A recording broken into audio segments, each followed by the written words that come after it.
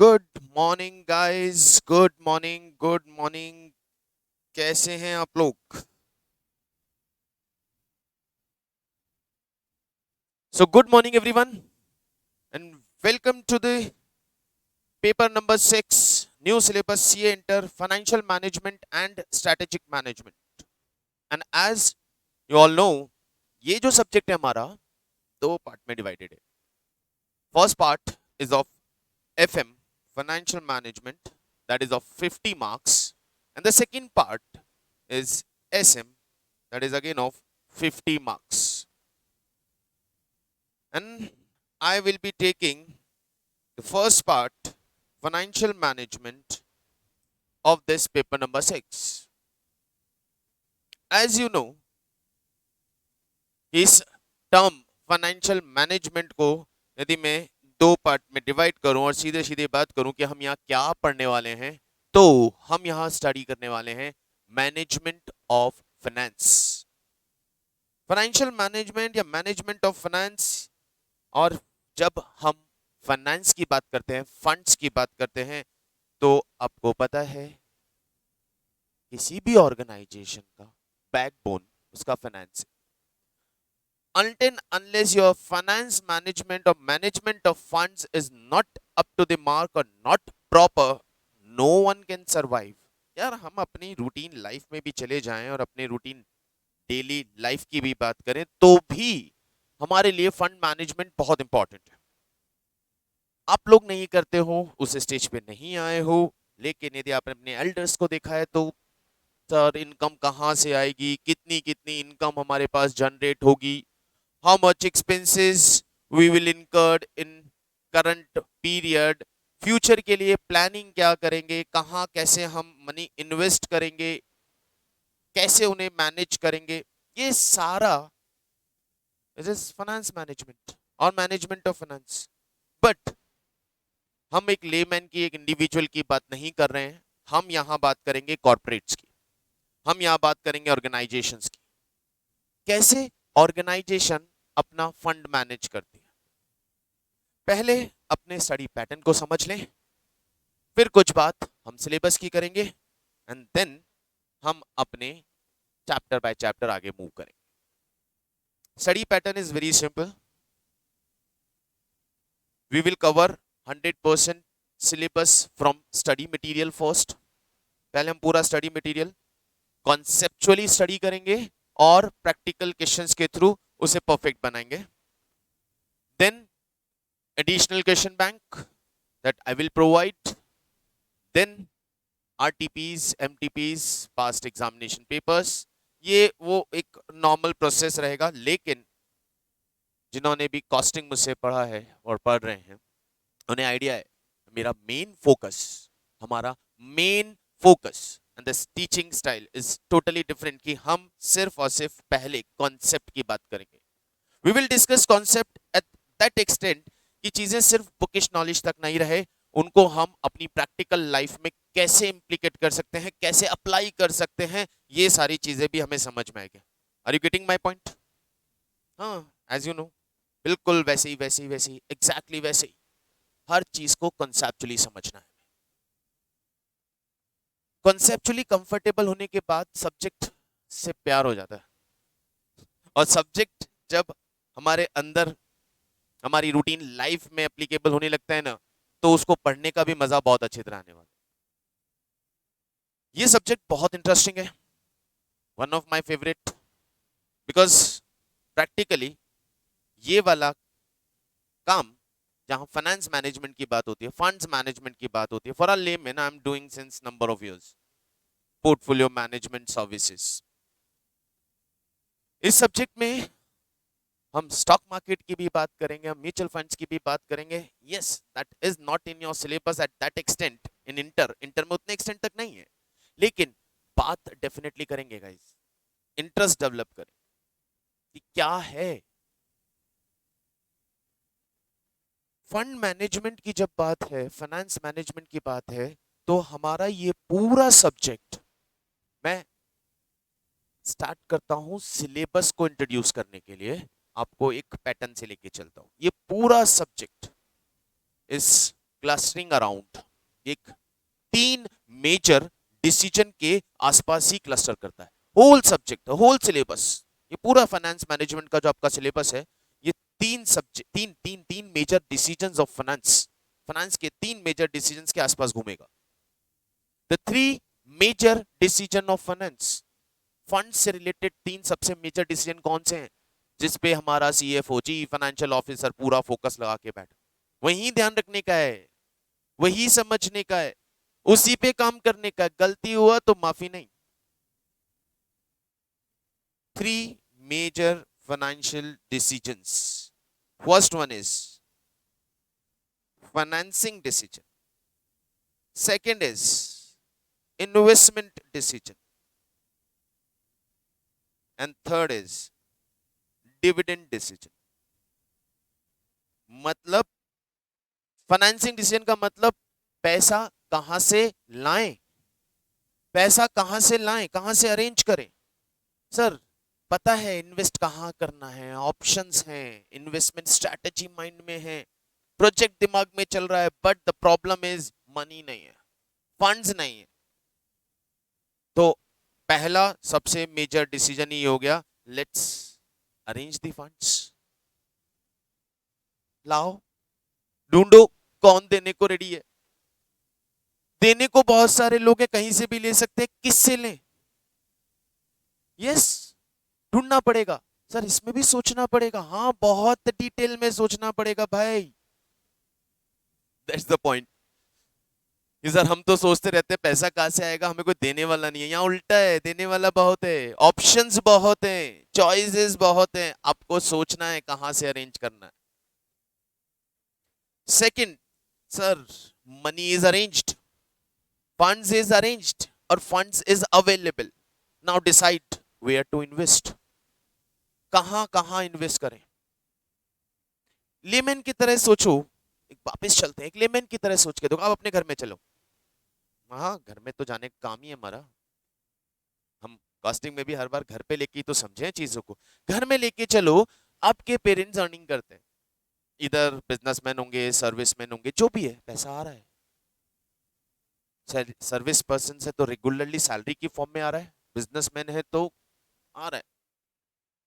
अब आ रहा है, इनकम आ रहा है, एक्सपेंसेस करने के बाद जो सेविंग्स बचता है उसे कहां इन्वेस्ट करें, बहुत सारे चॉइसेस सामने आ जाते हैं।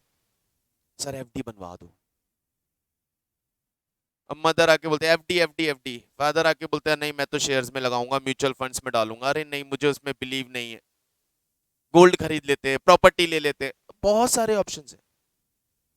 अब मेरे पास भी एक ऑर्गेनाइजेशन में भी इन्वेस्टमेंट स्ट्रैटेजीज हैं, इन्वेस्टमेंट कहां करना है इसकी चॉइसेस हैं, या यूं कहें कि मेरे पास प्रोजेक्ट्स अवेलेबल, प्रोजेक्ट्स अवेलेबल।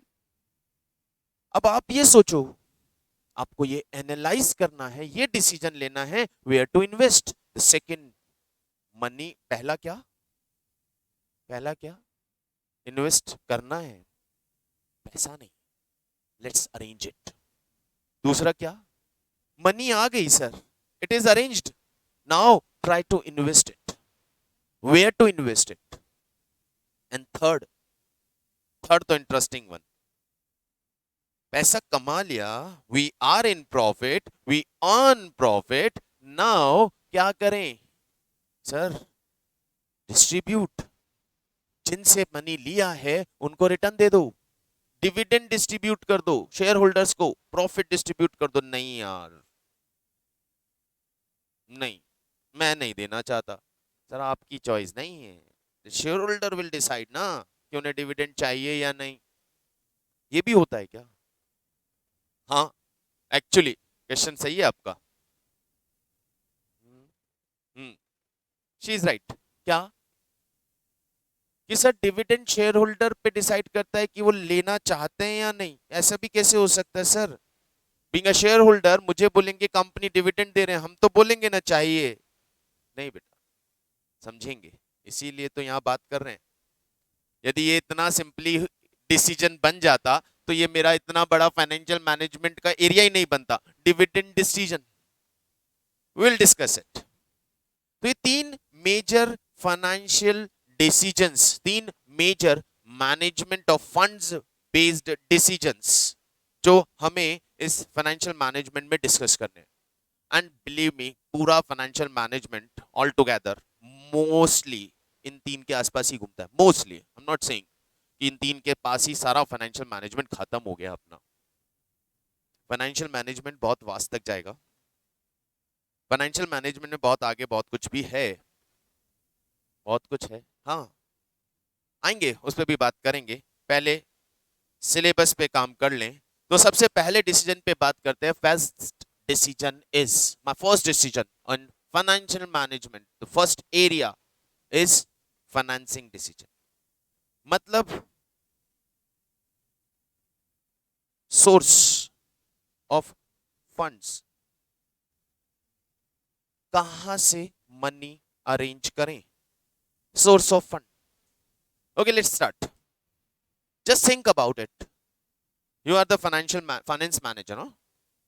एक सेकेंड।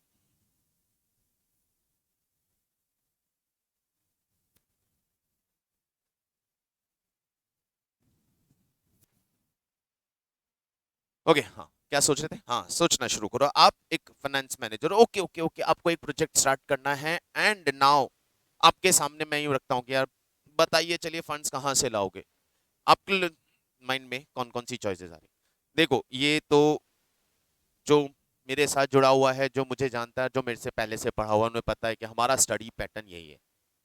मैं बोलूंगा जरूर, लेकिन आपके बोलने के बाद आपको अपने दिमाग से निकालना पड़ेगा ये चीज। तो be ready for it. Yes, कौन कौन से सोर्सेस से फंड्स अरेंज हो सकते हैं? हाँ, बिल्कुल। हाँ, जो भी दिमाग में आ रहा है, जो भी आ रहा है, throw. Yes, you. Okay, the first one, good. Equity share capital, बढ़िया। सर, हम इक्विटी शेयर कैपिटल से फंड्स अरेंज कर सकते हैं। शेयर होल्डर्स को बुलाएंगे, उनसे कैपिटल कलेक्ट करेंगे और वो हमारा एक मेजर सोर्स ऑफ फाइनेंस बनेगा। Perfect, very good. Yes, okay, हाँ, ठीक है, चलेगा। प्रेफरेंस शेयर कैपिटल, बिल्कुल ठीक। नेक्स्ट वन, डिपेंचर, ठीक है। और कोई? Yes, bank finance.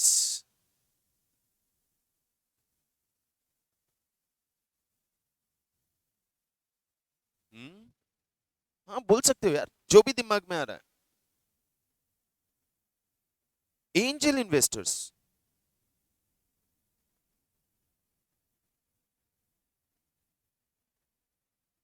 Sir private equity, बेटा एक ही बात है, डिस्कस करेंगे। प्राइवेट इक्विटी और एंजल इन्वेस्टर्स, वेंचर कैपिटल।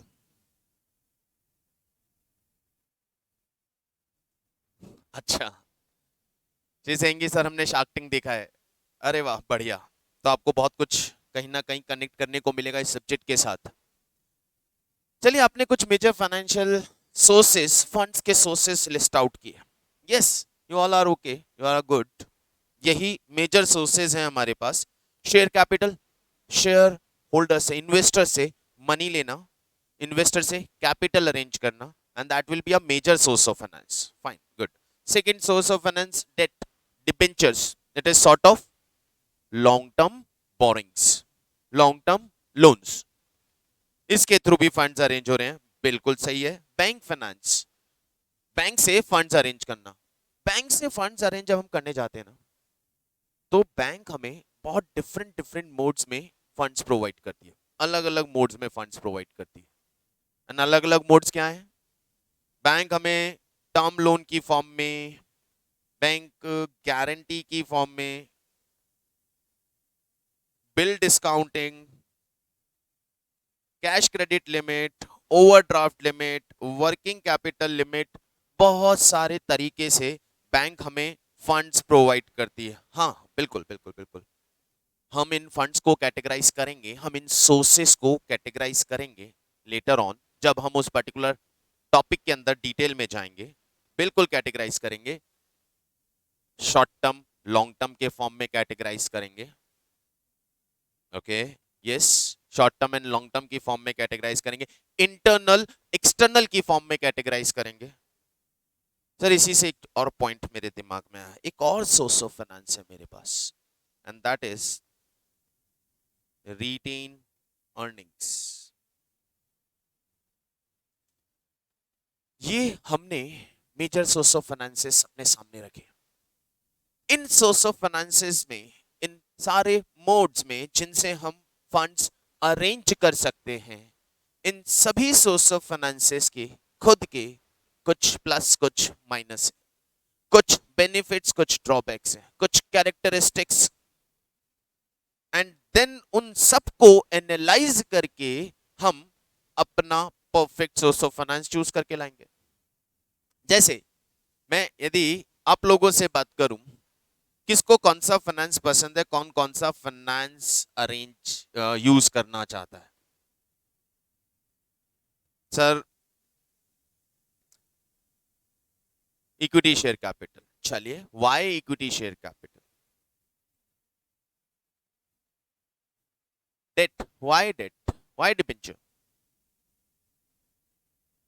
तो कंसर्न है, ऐसे ही हम कुछ नहीं बोल सकते ना। Source of finance selection, source of finance selection अपने आप में एक मेजर डिसीजन है। क्यों मेजर है उस पर बात करेंगे, क्योंकि यदि आपने एक गलत सोर्स पिक कर लिया तो फाइनेंशियल बैंक्रप्सी की तरफ जा सकते हैं, डिफॉल्ट रिस्क क्रिएट हो सकता है हमारे बिजनेस में। एक स्टेटमेंट आता है यार, स्टेटमेंट आता है, पहले मैं इनके एनालिसिस पे आता हूं। हम इन फंड्स में से, इन सोर्सेज में से किस सोर्स को प्रेफर करते हैं वो डिपेंड करता है इनके एनालिसिस पे। एनालिसिस दो पैरामीटर पे ले रहा हूं मैं, first is cost, next is risk. Cost पे बात करते हैं, जब भी किसी से भी पैसा लोगे कॉस्ट आएगी, आएगी? हाँ सर बिल्कुल करेक्ट, आएगी यार, आएगी, इसमें सोचने की बात ही नहीं है। ये मेरा क्वेश्चन ही गलत है यदि मैं पूछूं कि सोर्स यानी फंड्स जहां से लिए हैं उनकी कॉस्ट भी आएगी क्या? सर पैसा किसी से भी लो कॉस्ट तो आएगी, फ्री में तो कोई नहीं देता सर, वाइफ भी नहीं देती, नहीं देती यार बेटा, सही बोल रहा हूँ। मैंने लिया था एक बार गलती से थोड़ा सा, 3 बार रिटर्न कर चुका हूं, अभी भी बाकी चल रहा है, वहां कॉस्ट सबसे ज्यादा आती। होपफुली मेरी वाइफ नहीं देख रही हो, वहां पे कॉस्ट सबसे ज्यादा आती है। But in short, jokes apart, cost आएगी, कहीं से भी फंड्स अरेंज करोगे कॉस्ट आएगी, that we all know. But कौन सी कॉस्ट आएगी, क्या कॉस्ट आएगी, लेकिन एक एक चलते हैं। What about equity share? Perfect, dividend, dividend की कॉस्ट आएगी। क्या होता है डिविडेंड बेटा? ओके, सॉरी गाइस माइक नहीं है इसलिए इनका आवाज आप तक नहीं आएगा, मैं रिपीट कर दूंगा। Perfect, so he says company अपने प्रॉफिट को डिस्ट्रीब्यूट करती है amongst the funds provider, shareholder, and that distribution of profit, the part of the profit given to the shareholder is known as dividend. Perfect, very good. And same with preference share. हाँ, ये हमने पढ़ा था, फिर वापिस पूछना चाह रहा हूँ, दोनों में सेम बात कर रहे हैं हम, डिविडेंड, तो क्या दोनों के डिविडेंड में कुछ डिफरेंस है? यस, प्रेफरेंस शेयर का डिविडेंड फिक्स रेट से जाता है और इक्विटी का डिविडेंड फ्लक्चुएटिंग रेट से जाता है। What about debenture? What about bank loan? Interest. इन दोनों केसेस में जो हमारा कॉस्ट आएगा that cost is interest cost. Okay, agree? Angel investors, venture capitalist, ये कौन है एंजल इन्वेस्टर्स? एंजल इन्वेस्टर्स कौन होते हैं? सर एंजल इन्वेस्टर्स एंजल होते हैं, हाँ वो मूवीज में देखते हैं ना ऊपर से उड़ते हुए आ रहे हैं, वैसे ही एंजल है, वैसे ही एंजल हैं ये, एंजल इन्वेस्टर्स हैं जिनका कोई नहीं उनका एंजल। मतलब जब कहीं से कोई फाइनेंस नहीं मिल रहा होता है, mainly it comes with startups. हाँ, कई सीरियल्स कई मूवीज में आपने देखा होगा, और इवन शार्क टैंक जहां की हम बात कर रहे हैं, स्टार्टअप्स के केस में कोई उन्हें फाइनेंस नहीं देता इनिशियल स्टेज पे, because they have to prove their business. Bank आपको कोलेटरल पे, बैंक आपको पास्ट परफॉर्मेंस पे, आपकी नेटवर्थ पे फाइनेंस करता है। तो ऐसे स्टार्टअप्स के लिए इनिशियली एंजल इन्वेस्टर्स आते हैं। एंजल इन्वेस्टर्स कौन होते हैं? एंजल इन्वेस्टर्स को हम यूं कह सकते हैं, वो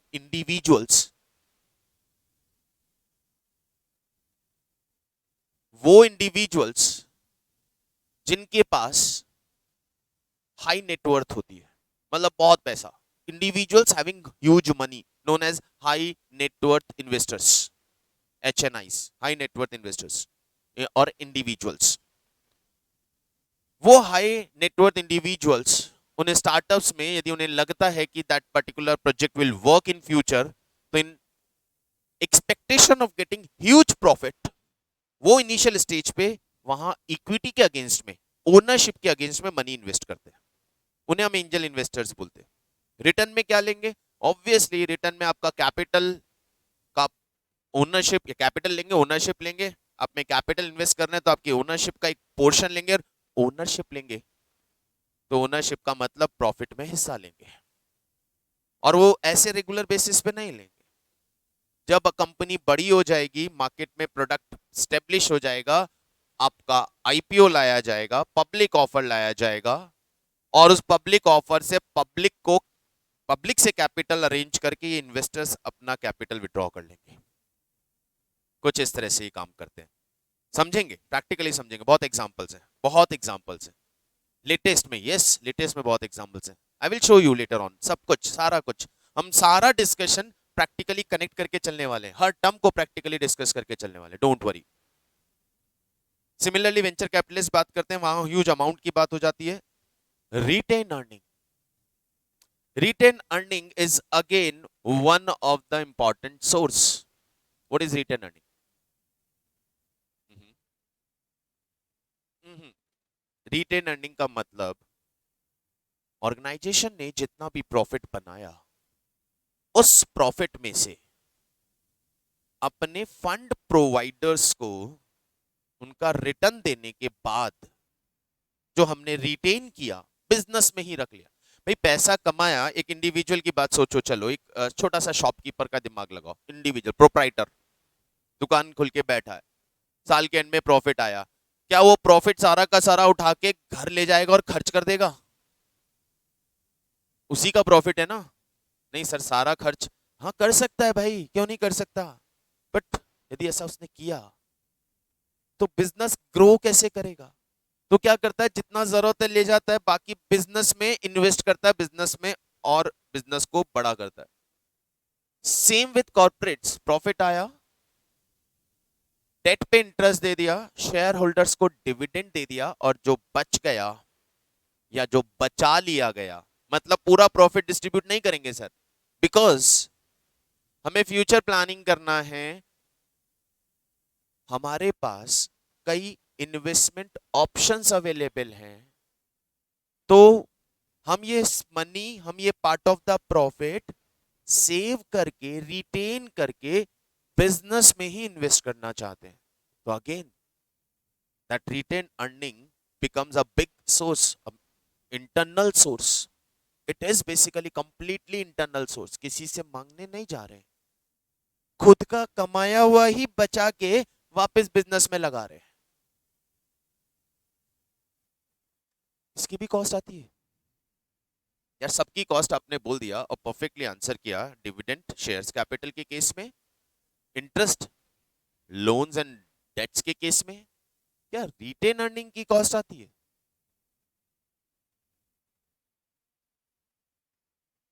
आती तो है, बिल्कुल आती तो है, क्योंकि हमने स्टार्ट ही इस लाइन से किया था कि कॉस्ट तो सबकी आती है, बट कभी रिटेन अर्निंग की कॉस्ट पे करते हुए देखा है? ये कंपनी कैसे पे कर रही है और किसको पे कर रही है? रिटेन अर्निंग की कॉस्ट किसको पे कर रही है? To whom company is paying cost of retain earning? किसका पैसा है? यस, किसका पैसा है? हमने बोला हमारा हमारा मतलब कंपनी का मतलब, गाइस कंपनी का मतलब शेयर होल्डर्स का पैसा है ये। कंपनी जितना भी प्रॉफिट बनाती है, मान लो कंपनी ने 100 रुपीज का प्रॉफिट बनाया, and out of 100 company distributed 30% to the shareholder as dividend and retain 70% of the profit, या 70 रुपीज कंपनी ने रिटेन कर लिया।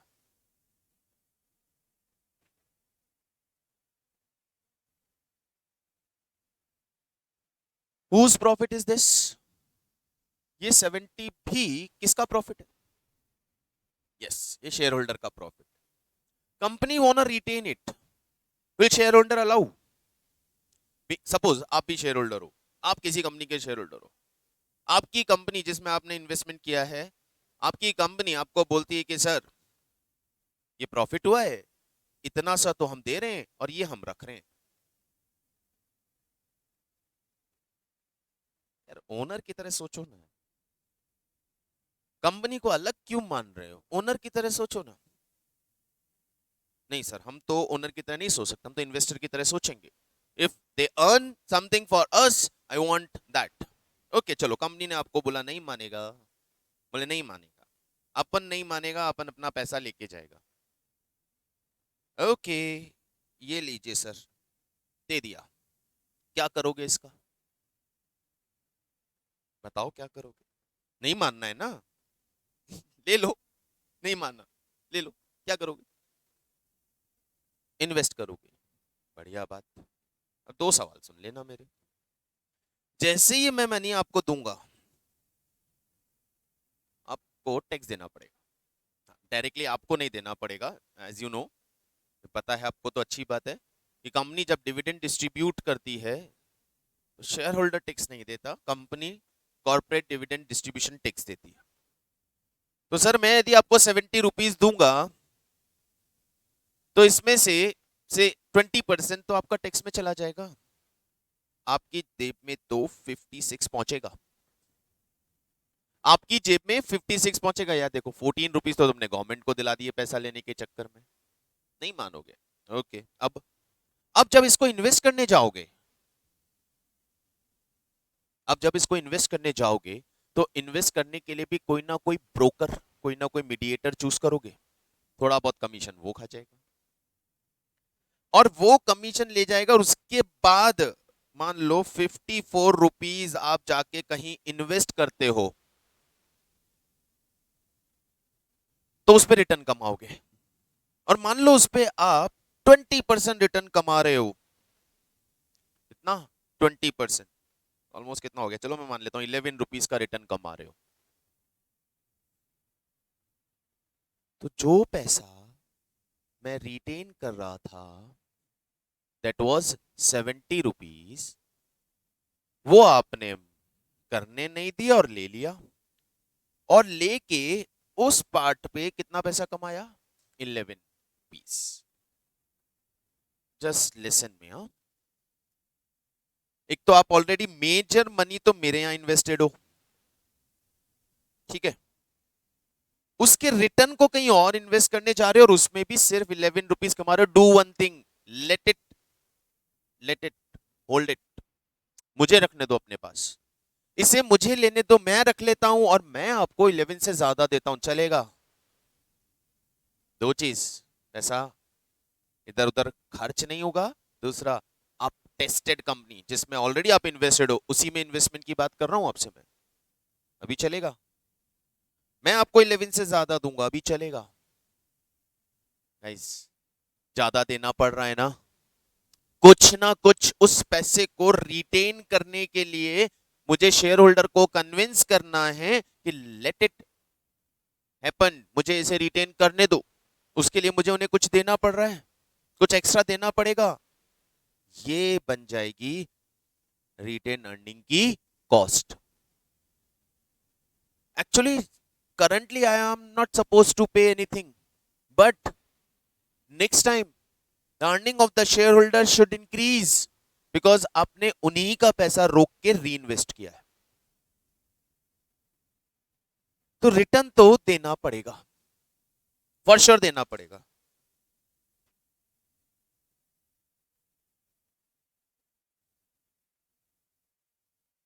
यानी कॉस्ट तो इसकी भी आएगी।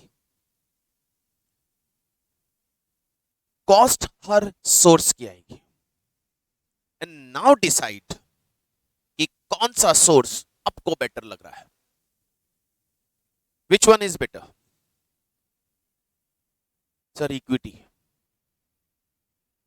यहां से आंसर आया, इक्विटी पसंद है आपको, क्यों?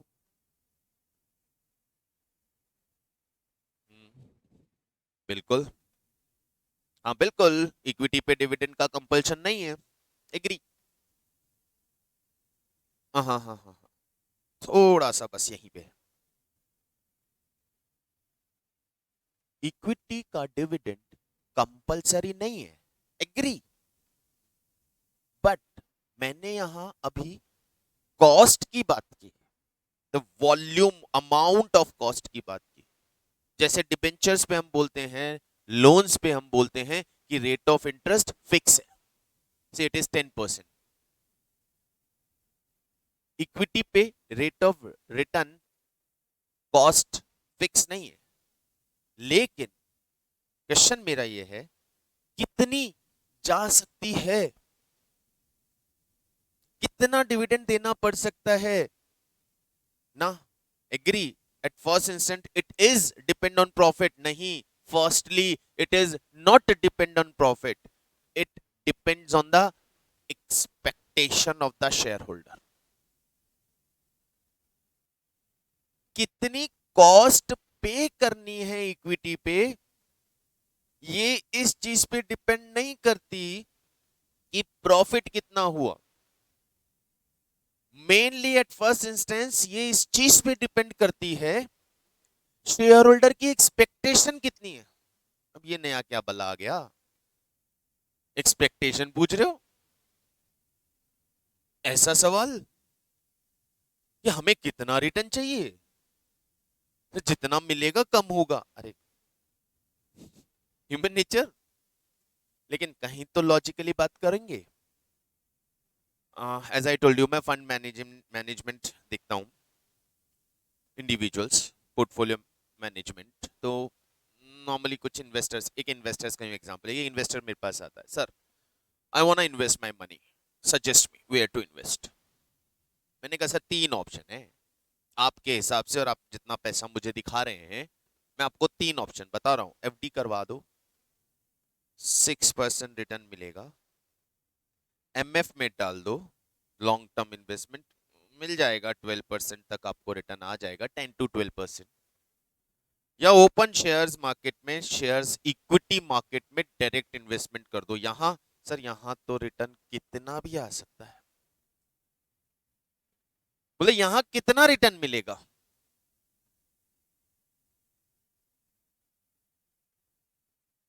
आपको कितना चाहिए। तो क्वेश्चन सीधा सीधा ये आता है कि सर क्या यहां रिटर्न कंफर्म है, मैंने कहा नहीं है। श्योरिटी है, मैंने कहा नहीं है। व्हाट अबाउट एफडी, ये कंफर्म है, ये श्योरिटी है। बैंक डिपॉजिट्स ये मिलेगा, सर एफडी करवा दो, यही चूज कर लेता हूं। क्यों? कम रिटर्न से आप सेटिस्फाई कर रहे हो, क्यों? क्योंकि वहां पे श्योरिटी है। लेकिन जैसे ही आप शेयर्स में आते हो, स्टॉक्स में आते हो, कंपनी की कैपिटल में इन्वेस्ट करते हो, तब आपको कितना रिटर्न चाहिए। मैं आपको वहां बोल दूं 10 to 15%, यू विल से यार नहीं यार, इससे कैसे काम चलेगा। क्यों इससे काम क्यों नहीं चलेगा? सर रिस्क ले रहा हूं, रिटर्न की श्योरिटी नहीं है, तो मेरी एक्सपेक्टेशन भी ज्यादा होगी। That is the point. अब शेयर होल्डर एक्सपेक्ट कर रहा है आई वांट 20% रिटर्न। क्या कंपनी को उसे 20% डिविडेंड देना पड़ेगा? सर कोशिश करनी पड़ेगी। If you are earning profit, you have to distribute that much return to the share holder. in form of dividend that they are expecting. If you are earning that much profit, देना पड़ेगा sir. मतलब sir profit ज्यादा कमाते हो ना तो भी interest 10% ही देना होता है, लेकिन प्रॉफिट ज्यादा कमाते हो ना तो शेयर होल्डर को डिविडेंड ज्यादा देना पड़ता है. क्यों? क्योंकि डिविडेंड एक्सपेक्टेशन पे डिपेंड करता है और एक्सपेक्टेशन हमेशा हायर साइड पे मूव करती जाती है. तो again I am coming on that point कि कॉस्ट के पॉइंट ऑफ व्यू से यदि मुझे सेलेक्ट करना है किसी पर्टिकुलर सोर्स को, तो which one is better option? कौन सा ऑप्शन बेटर है भाई? Have you change your mind? Okay, now everyone is agree with me कि सर यदि हम कॉस्ट के पॉइंट ऑफ व्यू से बात करें तो इट्स वेरी मच क्लियर कि डेट का कॉस्ट कंपैरेटिवली कम होता है एंड इक्विटी का कॉस्ट ज्यादा होता है. इक्विटी कॉस्टलियर है सोर्स. और क्यों है? क्योंकि वो एक्सपेक्टेशन पे बेस्ड है. तो हमारी पहली चॉइस हमारे सामने निकल के आ गई एंड द चॉइस इज कि if we are going or if we are analyzing and if we are selecting source of fund on the basis of cost, तो हमारी चॉइस हमेशा डेट होगी, डिबेंचर्स होंगे, लोन्स होंगे. देन सेकंड चॉइस की बात करते हैं, सेकंड पैरामीटर की बात करते हैं, सेकंड एनालिसिस या एनालिटिकल टूल की बात करते हैं. तो हमारा सेकंड एनालिटिकल टूल क्या है? सेकंड एनालिसिस का पैरामीटर क्या है? And that is risk. Source. हाँ भाई, पैसा लेने में भी रिस्क है. बिल्कुल है, पैसा लेने में रिस्क. किस बात का रिस्क? पैसा क्या रिस्क है? बोलो, सोचो. आप पैसा ले रहे हो, उसमें भी रिस्क है.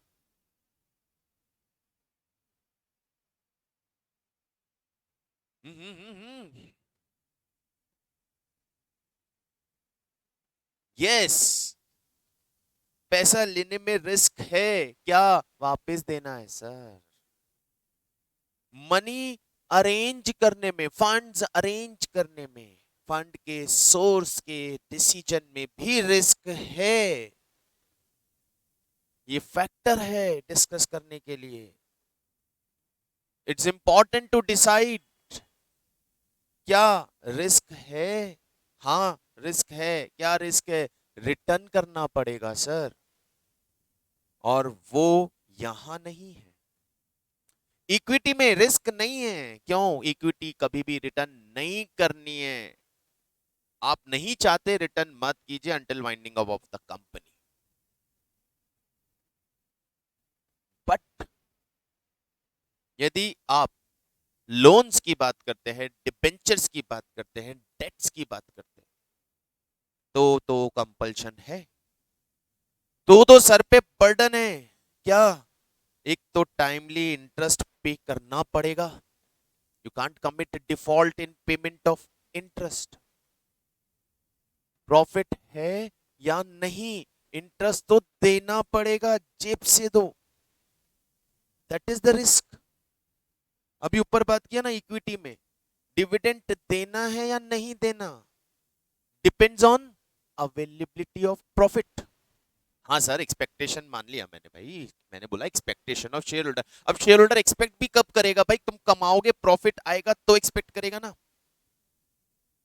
Are you getting it? Profit नहीं है, नहीं दे सकते सर, मत दीजिए. There is no compulsion. Risk नहीं है कि नहीं देने पे डिफॉल्ट हो जाएगा. नो, डिफॉल्ट काउंट नहीं होगा. हाँ, मार्केट वैल्यूएशन पे इंपैक्ट आ सकता है क्योंकि आपने शेयर होल्डर की एक्सपेक्टेशन शैटर्ड कर दी. वो एक अलग एस्पेक्ट होगा, उस पर भी बात करेंगे. लेकिन नहीं दे सकते, नहीं देंगे, कोई रिस्क नहीं. इंटरेस्ट देना पड़ेगा और साथ में लोन का टाइमली रीपेमेंट भी करना पड़ेगा। बिल्कुल, लोन का रीपेमेंट टाइमली करना पड़ेगा, नहीं किया तो डिफॉल्ट। बड़ी बड़ी कंपनीज के एग्जांपल्स हैं हमारे पास। अभी सर, अभी अभी अभी एक मिनट, हमने कॉस्ट के पॉइंट ऑफ व्यू से देखा था डेट्स आर बेटर, बट अभी लग रहा है डेट से तो दूर ही रहना चाहिए। आ रहा है दिमाग में ऐसा कुछ, लग रहा है ना अंदर से यार दूर ही रहना चाहिए। नहीं भाई, यदि डेट ऐसे ही होते कि जिनसे हम दूर ही रहेंगे, यानी यदि ये एक परसेप्शन आता है लोगों का, मुझे भी सुनने को मिलता है कि यार डेट सो काम में ही नहीं लेना, लोन तो लेके काम ही नहीं करना, भाई गलत जवाब, टोटली रॉन्ग परसेप्शन है। लोन लेके यदि काम ही नहीं करना, लोन का ऑप्शन ही चूज नहीं करना, तो ये सोर्स ही नहीं होता ना, ये हटाई दिया जाता ना, ये ऑप्शन ही दुनिया से खत्म हो जाता। ये ऑप्शन है, मतलब हाँ यूजफुल है और सबसे ज्यादा प्रॉफिटेबल है। I am using it, I am तो using it in routine life also, और आई एम तो using it in my business also. बहुत सिंपल सा एस्पेक्ट है, लोन लेने में प्रॉब्लम नहीं है। सर कंपनियां डूब गई, लोन पे नहीं कर पाई तो, yes that is the problem. There is no problem in the source, you can select that source, but the problem is management. The problem, the actual problem is the management. Funds arrange loan से होगा भाई, और बढ़िया है। और सोचो initially आपका capital कौन देगा, और खुद का पैसा कितना लगा लोगे। लोन में बहुत फायदा है, मैं अपनी लाइफ में यूज करता हूं। एक छोटा सा एग्जांपल लेते हैं, मुझे मकान खरीदना है, I have 50 lakh rupees in my hand, cash in hand, और मुझे मकान खरीदना है, 50 लाख रुपीज का मुझे मकान खरीदना है। ओके, 50 लाख रुपीज का मुझे मकान खरीदना है, फ्लैट खरीदना है। आके बोलता है कोई मुझे कि यार क्या कर रहा है, हमने कहा यार फ्लैट लेना है, तो ठीक है ना, पैसा है ना, मैंने कहा नहीं, पैसा होने से क्या, पैसे से तो फ्लैट नहीं खरीदूंगा, तो लोन लूंगा। क्या बात कर रहा है, पैसा होते हुए लोन लेगा, ब्याज देगा, रिस्क लेगा। भाई 50 लाख रुपीज जो मेरे पास है, I can invest that 50 lakh rupees, I can use that 50 lakh rupees in my business, in my investment, and can earn 15% return, and I can arrange loan at 10%। अब मैं 10% पे फाइनेंस अरेंज कर सकता हूं, लोन लेके मकान खरीद सकता हूं, और मेरे पास जो मनी है मैं उसे 15% पे इन्वेस्ट कर सकता हूं। 5% बच रहा है ना घर में, बच रहा है नहीं बच रहा 5%। But the problem is the management. आपने जो लोन लिया उसको टाइमली लिक्विड रखो, टाइमली लिक्विडिटी रखो, और अपने लोन का टाइमली पेमेंट करते रहो, इंटरेस्ट टाइमली देते रहो। जो 50 लाख रुपीज आपके पास है, उसे इन्वेस्ट करते वक्त कहां इन्वेस्ट कर रहे हो, प्रॉपरली मैनेज होना चाहिए। वो 15% सोचा था ना, वो आना चाहिए। और यदि ऐसा प्रॉपरली आपने पूरा मैनेजमेंट संभाल लिया, उसको ऐसी जगह इन्वेस्ट किया, regularly you are getting 15% and regularly you are reaping your loan and interest, then what is the problem यार। इससे बढ़िया कुछ हो सकता है क्या? मकान का मजा भी ले रहे हैं और 5% पैसा भी कमा रहे हैं।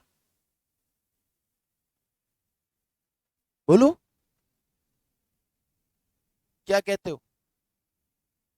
है better choice, but the problem is your finance management, your fund management, your investment strategy, your control over your investment must be perfect, up to the mark. Otherwise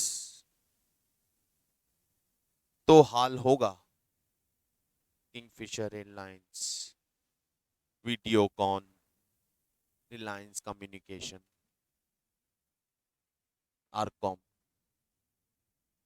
जिनके साथ प्रॉब्लम ये रहा, फंड्स तो अरेंज किया, investment strategy properly manage नहीं की, और timely date को रीपे नहीं कर पाए। वीडियोकॉन का कुछ टाइम पहले का ही मेरे पास एक डेटा था, Videocon was in debt of 90,000 crore rupees, and later on उनके डायरेक्टर्स ने, एमडीज ने क्लैरिफाई किया था कि नहीं sir, it is not 90,000, it's just 39,000 crore and we will repay. तो कितना इतना लोन बना कैसे भाई, डिफॉल्ट क्यों कर गए? बोले सर इन्वेस्टमेंट स्ट्रैटेजी चेंज नहीं की, प्रॉपरली मैनेज नहीं किया। सो द प्रॉब्लम, अगेन वापस, प्रॉब्लम क्या है? Source? No, not at all sir, source is not the problem. Source तो अच्छा है, प्रॉब्लम है मैनेजमेंट, वो सब प्रॉपर होना चाहिए, and that we have to study कि कैसे मैनेज करना है, वो सबसे मेन चीज है। चलो यहां पे जो बात चली है, इसी बात को let me connect with the definition of financial management, यहीं से कनेक्ट करता हूं। फाइनेंशियल मैनेजमेंट का डेफिनेशन क्या है? Financial management is, what is financial management? Forecasting, planning, organizing, forecasting, planning, organizing, directing, control of financial resources, of financial resources with the object of, or in the line of achieving organization goal। ये है FM. It is financial management, forecasting, planning, organizing, directing, controlling of financial resources. So यदि इस पूरी definition को देखें ना, तो अभी जितनी भी बात मैंने की, इतनी देर से जो हम ये बातें कर रहे हैं, उसको कहीं ना कहीं रिलेट कर पाएंगे। पहले आप फोरकास्ट करोगे, फोरकास्ट मतलब फ्यूचर में क्या होने वाला है, वहां तक जाके सोच लोगे, देख लोगे, भविष्य देखने लगेंगे हम। हाँ, मतलब ज्योतिषी नहीं बन जाएंगे, लेकिन बिजनेस में आगे क्या होने वाला है, आपके इकोनॉमी में आगे क्या होने वाला है, कौन से नए डेवलपमेंट्स आने वाले हैं, कौन से सिनेरियोज क्रिएट होने वाले हैं, वो हम फोरकास्ट करेंगे। और जब वो हमें पता होगा कि ये होने वाला है, then in that particular situation हम कैसे रिएक्ट करेंगे, या हमें क्या करना होगा, और हमें क्या करना चाहिए, we will plan that. Once आपने दो चीजें सोच ली, क्या होने वाला है और जो होने वाला है उस सिचुएशन में हमें क्या करना है, once your planning is ready, now think, क्या सब प्लान बन गया, हमें क्या करना है हमें समझ में आ गया है, हमने प्लान लेआउट बना लिया, अभी अभी इसके लिए पैसा चाहिए। Then arrange the fund, organize it, organize the sources, sources organize करो, अरेंज करो, है तो ऑर्गेनाइज करो। Once plan is ready, funds organized, direct the fund towards the plan, उस फंड को, ऑर्गेनाइज्ड फंड को प्लान की तरफ, मतलब उसका डायरेक्शन मोड़ दो, इधर निकल, ऊपर बना लिया पैसे का टोकरी, इधर प्लान इधर पाइपलाइन, ये डायरेक्शन, जा भाई इस प्लान में, इस प्लान को एग्जीक्यूट करो bye directing the fund, that means by investing the fund in that decided plan.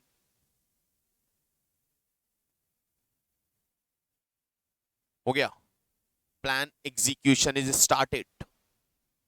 And now, sir काम ऐसे खत्म नहीं होता, नाउ द प्रॉपर कंट्रोल, अब उसे कंट्रोल करना है कि जो एग्जीक्यूशन हमने स्टार्ट किया है, जो प्लान हमने एग्जीक्यूट करने के लिए फंड्स डिप्लॉय किए हैं, क्या वो प्लान, क्या वो मेरा प्रोजेक्ट एग्जैक्टली परफॉर्म कर रहा है, that controlling part, control it. अब उस कंट्रोलिंग प्रोसेस को और उस एग्जीक्यूशन को लेके जाइए फाइनलाइजेशन तक, ताकि आप अपने ऑर्गेनाइजेशन के गोल को अचीव कर पाए। और यहां यदि आपने किसी भी स्टेप पे डिफॉल्ट कर दिया, मतलब रॉन्ग डिसीजन ले लिया, improper management, then you will collapse, तो लगेगी। बिल्कुल, वहां जाके हम डिफॉल्टर होते हैं, क्योंकि हम मैनेजमेंट, कौन सा मैनेजमेंट, फाइनेंशियल रिसोर्सेस का मैनेजमेंट प्रॉपर नहीं कर पाते।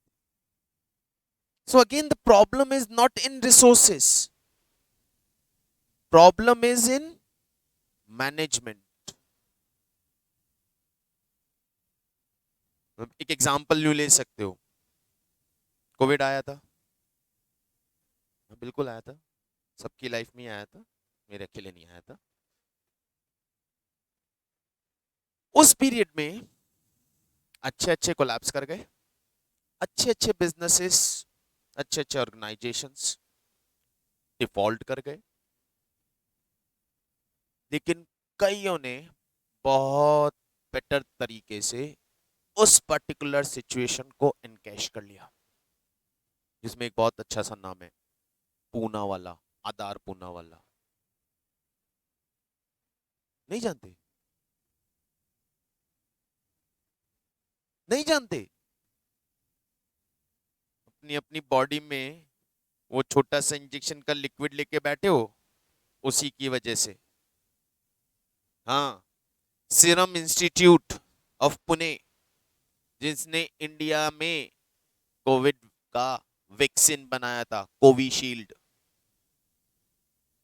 हाँ, एक चाइना से आया था, एक स्पुतनिक, कहाँ से, रशिया से आया था, और एक इंडियन था, Covishield, that was developed by आधार पूना वाला सीरम इंस्टीट्यूट।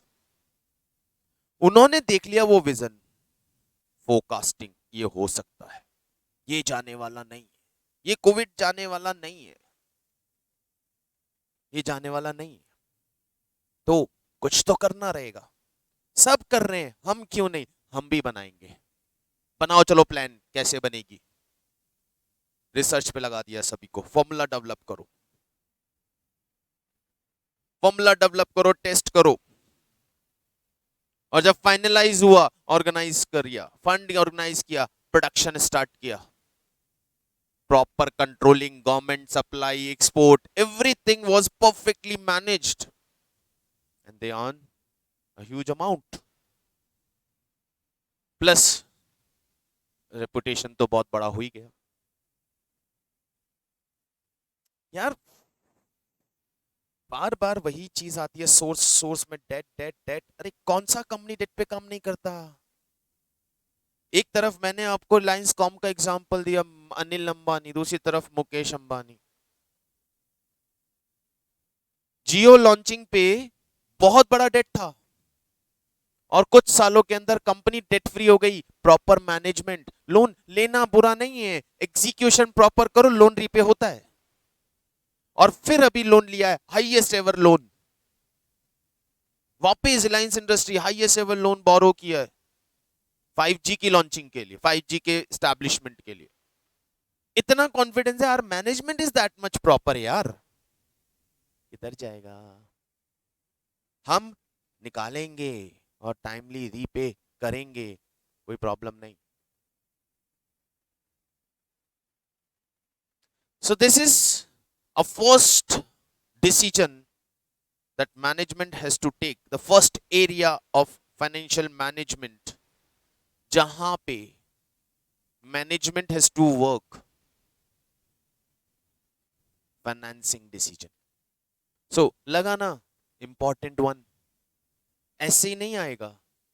तो पहला कंसर्न इस चीज में क्या था sir? Calculation of cost, cost cost cost के बेसिस पे तो फंड सेलेक्ट होगा, कॉस्ट के बेसिस पे ही तो ये सिलेक्शन बनेगा कि सोर्स कौन सा लेना है। तो इस पर्टिकुलर कॉन्सेप्ट पे we have 3 chapters. First one is cost of capital. जिस चैप्टर में हम इन सारे सोर्सेस की कॉस्ट कैलकुलेट करने का तरीका समझेंगे। इन सारे चैप्टर्स की कॉस्ट कैसे, सारे सोर्सेस की कॉस्ट कैसे कैलकुलेट की जाती है, हम वो प्रोसीजर समझेंगे। कॉस्ट का मतलब सिर्फ इतना सा नहीं होता कि लोन मिला 10% पे तो 10% ही कॉस्ट है, नहीं, बहुत कुछ है उसके अंदर। That we will discuss in this particular topic, जहां से हम अपना एक्चुअली मेन स्टडी स्टार्ट करने वाले, प्रैक्टिकल पोर्शन जहां से हम अपना स्टार्ट करने वाले, कॉस्ट ऑफ कैपिटल। इसमें सेकंड, अभी जब कंफ्यूजन क्रिएट कर दिया ना यहाँ पे हमने कि जब कॉस्ट की बात करते हैं तो डेट्स बेटर हैं, और जब रिस्क की बात करते हैं तो लगता है इक्विटी बेटर है। अभी क्या? तो अभी कोई भी एक 100% परफेक्ट चॉइस नहीं है, कोई भी एक सोर्स आपके लिए प्योरली परफेक्ट सोर्स नहीं। तो डेफिनेटली हमें इनके कुछ कॉम्बिनेशंस डिजाइन करने पड़े, यानी मिक्स बनाना पड़ेगा। कुछ पार्ट कैपिटल इक्विटी का हो, कुछ पार्ट डेट का हो। कितना इक्विटी कितना डेट, मेरी टोटल रिक्वायर्ड कैपिटल का, टोटल रिक्वायर्ड फंड का कितना पोर्शन मैं इक्विटी से फाइनेंस करूं और कितना पोर्शन डेट लेके आऊं। बहुत सारी चॉइसेस बन सकती, और उन्हीं सारी चॉइसेस और उन्हीं के प्लस माइनस को एक्सप्लेन करने के लिए 3-4 हमारे फेमस महाशय जो ज्ञान देके गए हैं, अच्छा देके गए हैं ऐसा नहीं है, जिन्होंने अपने तरफ से थ्योरीज डेवलप कर दी कि ऐसा ऐसा करो तो ऐसा ऐसा होगा, चॉइस आपकी।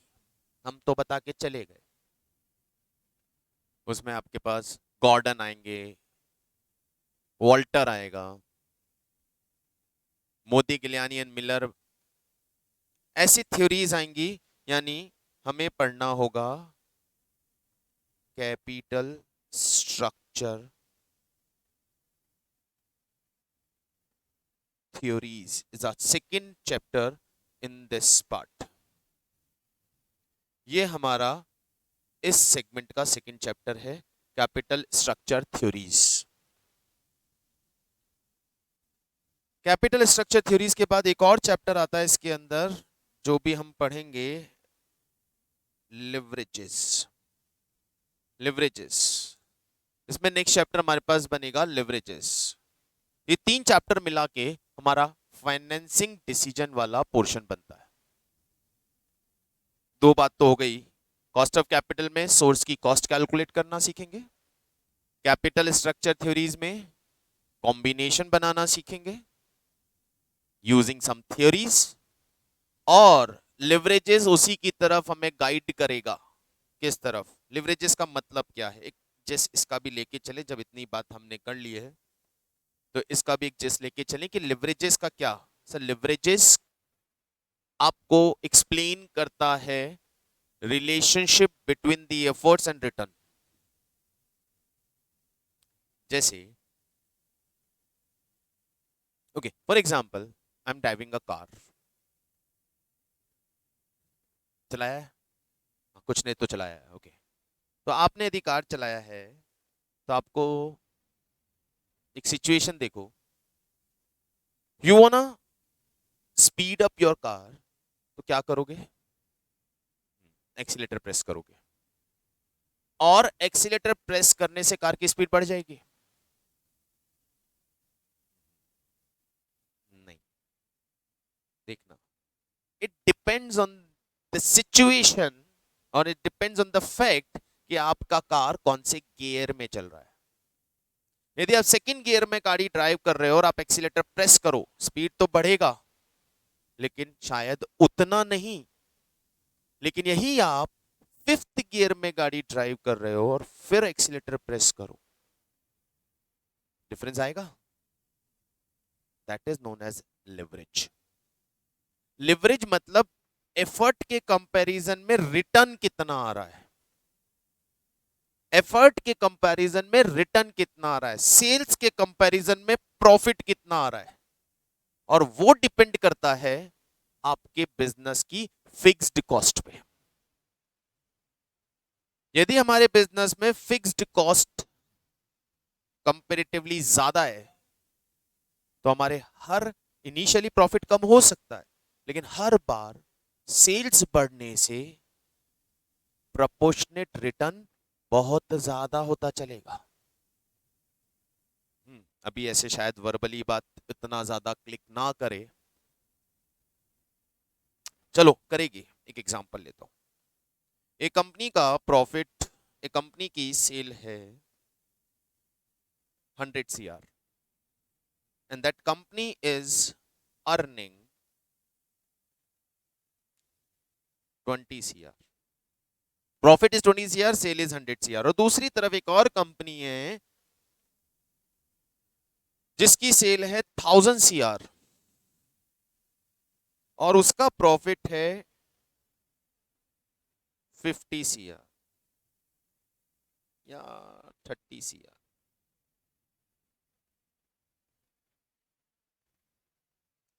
कौन सा प्रॉफिट, कौन सा कंपनी बेटर है? आपको कौन सा पसंद है? आप which one? 30 CR। Okay he says 30 CR। Oh sir ज्यादा प्रॉफिट तो 30 CR का ही है। यही प्रॉब्लम है, यहीं पे लिवरेज एक्सप्लेन करता हूं। 100 करोड़ के सेल पे 20 करोड़ का प्रॉफिट कंपनी कमा रही है और ये 1000 करोड़ की सेल पे 30 करोड़ का प्रॉफिट कमा रही है। अगले साल इसने सेल कर दी डबल, डबल ट्रिपल, लो चलो प्रॉफिट भी मान रहा हूं प्रोपोर्शनेटली इंक्रीज हो रहा है, प्रॉफिट हो गया 60 CR। 100 करोड़ की सेल को 300 करोड़ करना बहुत बड़ा काम नहीं है। क्या ये ट्रिपल कर सकता है? ये अपनी सेल को कितना भी पुश कर ले, कितना भी पुश कर ले, इसकी सेल डबल हो जाएगी तो भी प्रॉफिट 60 CR। अब प्रोपोर्शनेट चेंज देखो, यहां जो रिटर्न आ रहा था वो 20% था, यहां जो रिटर्न आ रहा था वो 3% था। तो 100 करोड़ वाली कंपनी के एफर्ट पे मल्टीपल ऑफ सेल्स होने के चांसेस ज्यादा है और रिटर्न उतना ही मल्टीपल हो जाएगा, लेकिन वहीं 1000 करोड़ वाली कंपनी शायद सेल को मल्टीपल ना कर पाए।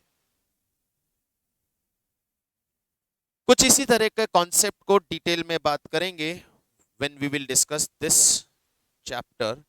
तो ये हमारे 3 chapters of syllabus, first 3 chapters of syllabus, cost of capital, capital structure theories and leverages, जो हमारे first decision, major decision of financial management से रिलेटेड है।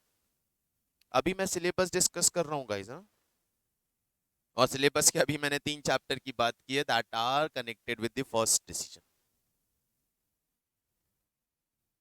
तो थोड़ा कनेक्ट कर पा रहे हैं चैप्टर सब्जेक्ट से, ये सब्जेक्ट। ओके, तो चलिए आज के लिए इतना ही, विल कंटिन्यू